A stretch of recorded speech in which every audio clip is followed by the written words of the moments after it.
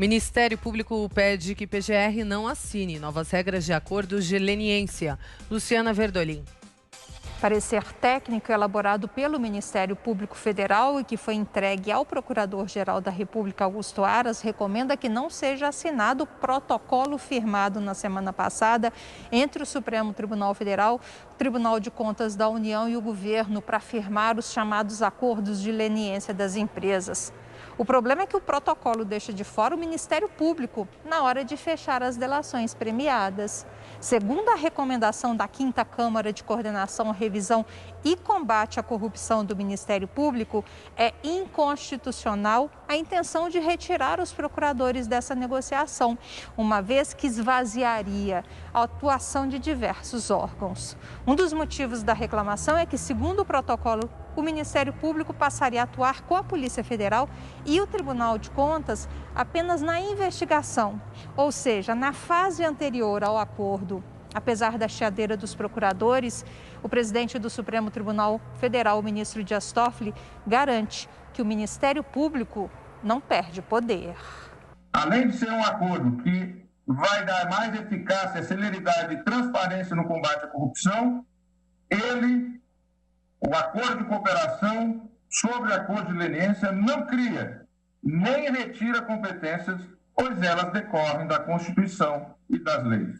Os procuradores afirmam, no entanto, que sem o Ministério Público, os acordos serão fechados sem a participação de um órgão de investigação que tem independência e autonomia funcional.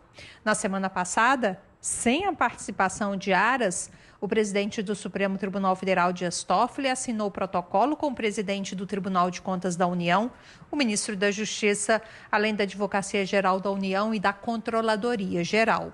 O documento não foi assinado por Augusto Aras, que desistiu de ir à solenidade na última hora.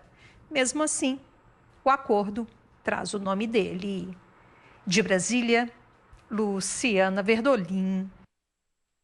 Há vantagens de criar um balcão único para poder negociar a leniência, a delação premiada das empresas, porque hoje em dia realmente é uma confusão danada, você negocia com um órgão e o outro continua impondo sanções e é difícil fechar um acordo, que interessa a todos os envolvidos, mas não faz nenhum sentido, de fato, deixar o Ministério Público de fora disso. Alguma coisa tem caroço nesse angu.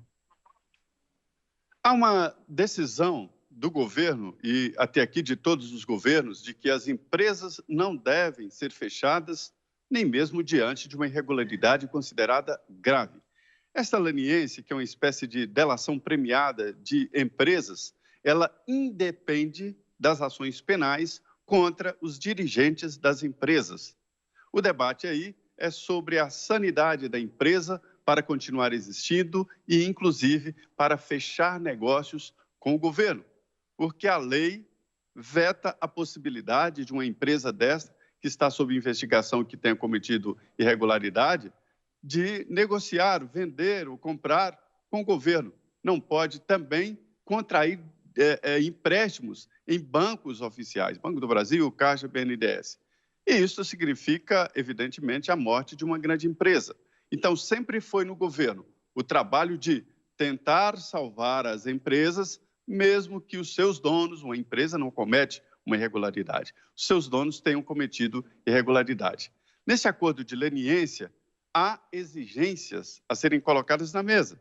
Devolução de dinheiro e, principalmente, troca de diretorias. Então, isso não é um bicho de 7 cabeças, uma coisa de outro mundo, e está certo quem prega a continuidade da empresa, mas com punição severa dos seus diretores, dos seus responsáveis, né?